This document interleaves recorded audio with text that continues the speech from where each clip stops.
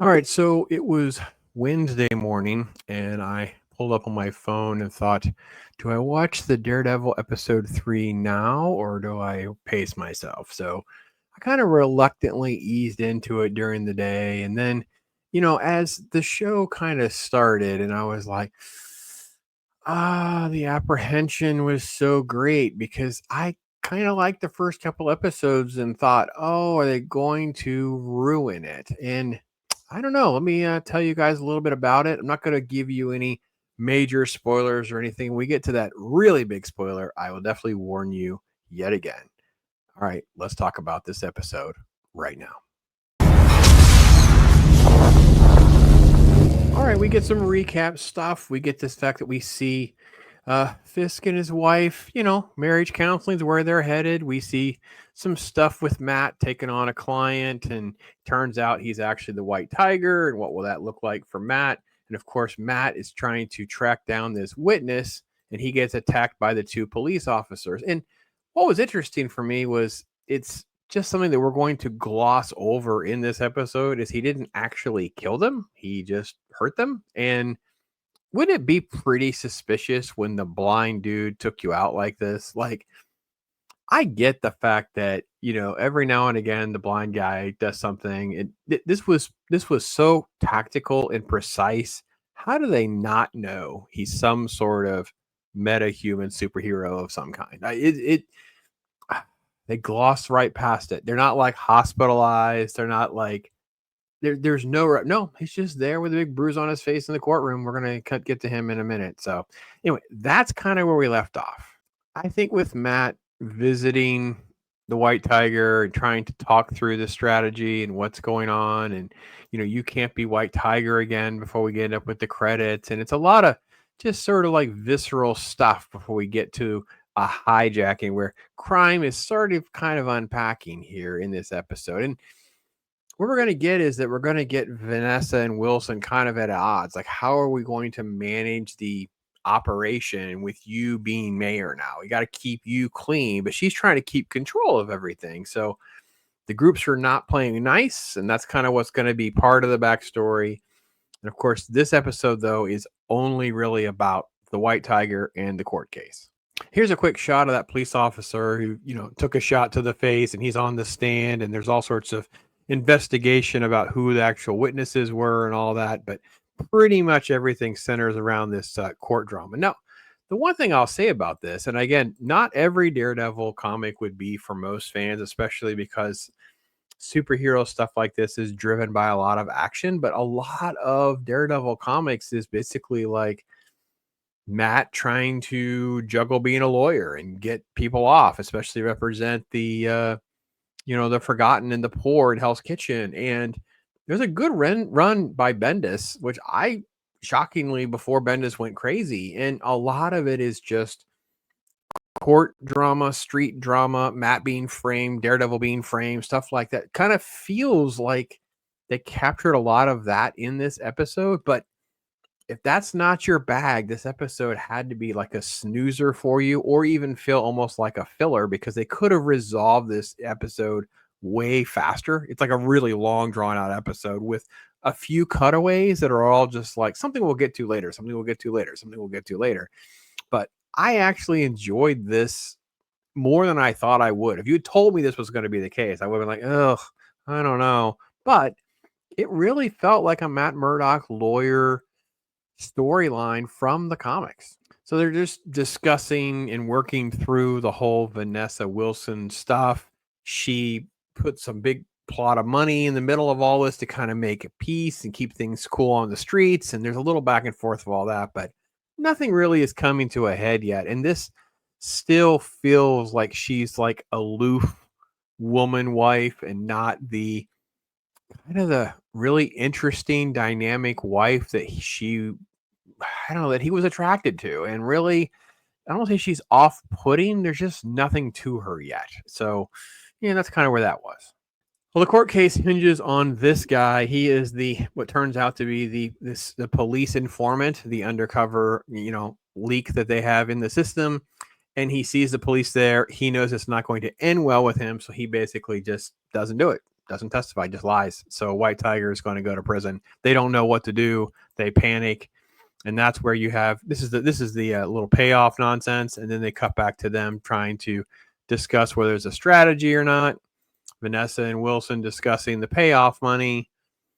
And then ultimately, we're just going to put White Tiger on the stand and make a big scene.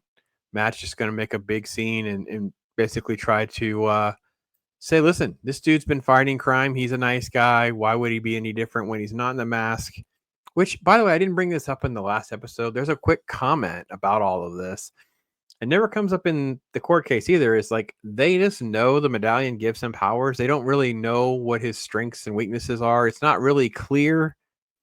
Everyone just sort of like doesn't talk about it. Like, I just love the fact that this dude could hurt people, and even if he's in the costume or not, but we don't really talk about, oh, I didn't have the medallion on. Okay, well, okay, fine. I mean, it just all felt too convenient, if you will.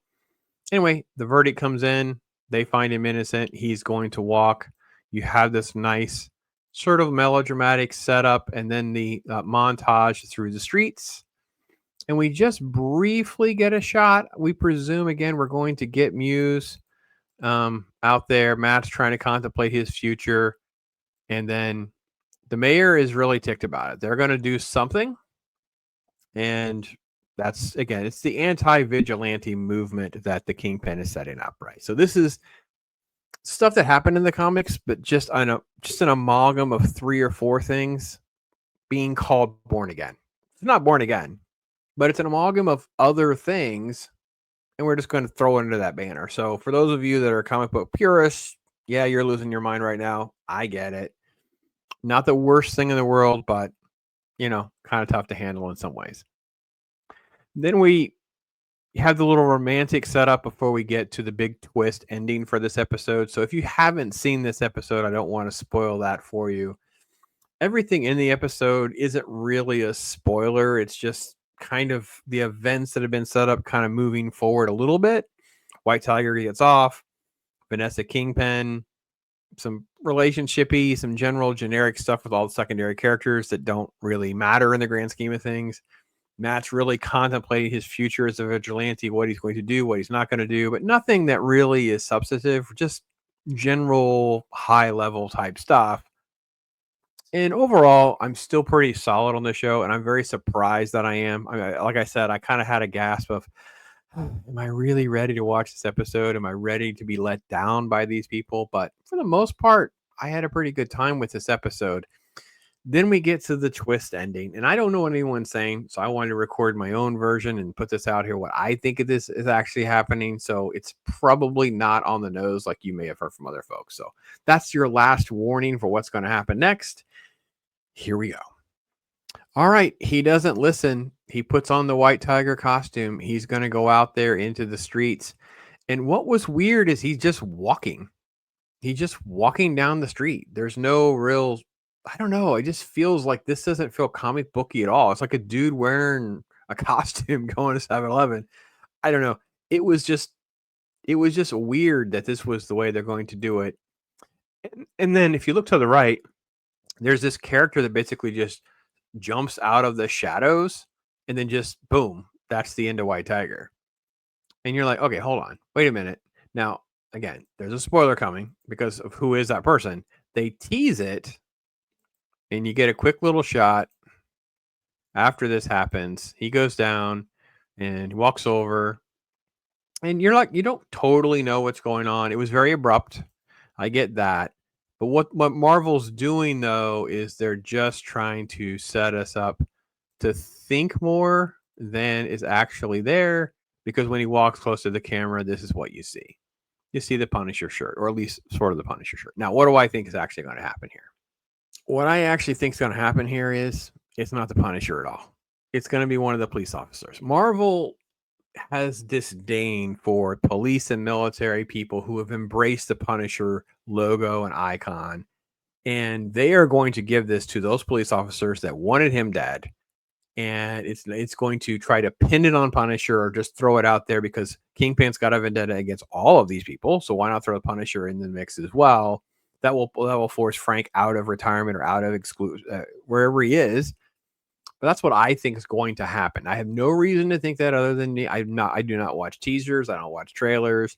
My trailer experience was what I showed you guys last time, and then stuff from like, I don't know, 6 months ago or some nonsense, right? So I know generic things, but I don't want to know specifics. They spoil enough as it is. So my take is they want you to feel like it's the Punisher. Punisher will trend. Punisher comic books, whatever. Punisher. But the twist will be it's not really him. It's a setup. It's Kingpin. It's manipulation. That's what we're going to get. And all of this will come to the point where the guilt, Matt has to step up. He has to become Daredevil. He can't not defend the innocent. He has to defend the innocent, right? And you're just going to see more of this manifest. Obviously, the girlfriend thing is going to come to a head, folks. Sorry, another spoiler alert. It's going to happen. Heather Glenn doesn't last long in the comic books, and it's going to be a different type of death, in my opinion, something that Matt could have easily prevented. I think Muse is going to be tied into this as well. It's another reason he has to do something because no one else can figure this out. That's what's going to happen in this series. So, all in all, solid. It's not great. Best Disney Marvel we've had in a long time so far. 3 episodes doesn't make a season, though. We've felt good about shows before at episode 3. Then the train derails from the track. So don't know a ton of people are watching this. Don't know a ton of people care because I feel like most people are just like, I'll wait till it's done. I'll just binge the whole thing. Or they're just checked out completely. Yeah, I don't know. There's no buzz in the world, like around my in normie world and stuff. No one's asking me about it. No one's brought it up. I've had one person ask if I was going to watch it right before it dropped. That's it. It's been pretty quiet since then. So I don't know. What are you guys thinking? What are you guys experiencing? Do you like the show or not? And how do you think about my takes on it? I'd love to hear from you guys. Anyway, thanks for watching, everybody. I'm Pops.